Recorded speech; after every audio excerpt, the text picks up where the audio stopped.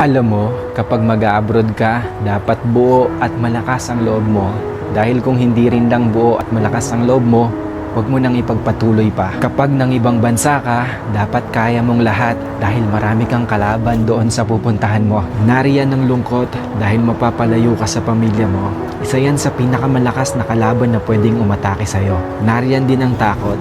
Takot at pagkabalisa kung maayos ba ang lugar na mapupuntahan mo. Maaari ka ring panghinaan ng loob dahil tanging sarili mo lang ang tutulong sa'yo sa oras ng pangangailangan mo. Pwede ka ding madepress dahil sa sobrang daming problema na darating sa'yo at lalo na hindi mo pa kasama ang pamilya mo sa tabi mo. Pagkawalan ng pag-asa na makakamit mo pa ba ang pangarap mo dahil kulang pa ang panggastos mo kaysa sa sinasahod mo.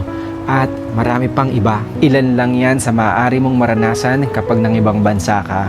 Pero dapat kapag nag-abroad ka, kaya mong magtiis at magsakripisyo para sa pangarap mo. Kaya mong indahin ang lahat ng lungkot para sa pamilya mo. Kaya mong kainin ang pride mo kahit na alam mong iba ang trabaho na madadatnan mo sa pupuntahan mo. Kaya mong magtiyaga ng matagal na panahon para sa mga minamahal mo. At kaya mo dapat makibagay lalo na't iba't ibang klase ng tao at nasyonalidad ang makakasalamuha mo. Kapag nag-abroad ka, lahat ng feelings ay mararamdaman mo. Minsan nga tutulo na lang yung luha mo nang hindi mo namamalayan. Pero isipin mo na pansamantala lang ito. Dahil sa pag-alis mo, nangangahulugan na may pangarap ka para sa sarili mo at para sa mga mahal mo sa buhay. Dalawa lang ang pwede mong kahinatnan sa ibang bansa. Ito ay matalo ka o magtagumpay ka. Kaya dapat alam mo ang dahilan kung bakit ka nag-abroad.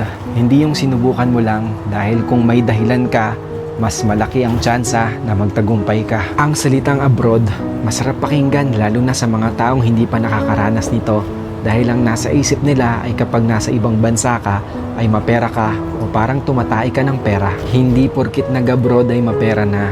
Pagod at hirap ang katumbas ng bawat dolyar na iyong kikitain sa ibang bansa. Kahit sobrang nakakapagod, basta ang pamilya mo ay iyong mataguyod at mabigyan mo ng buhay na maginhawa kahit kapalit pa nito ay pangungulila. Kapag nasa abroad ka na, sobrang daming pagsubok ang iyong haharapin. Kaya dapat tibayan at lakasan mo ang loob mo. At isipin mo kung sino-sino ba ang mga inspirasyon mo kung bakit ka ng ibang bansa. Piliin mo ang mga taong pakikisamahan mo.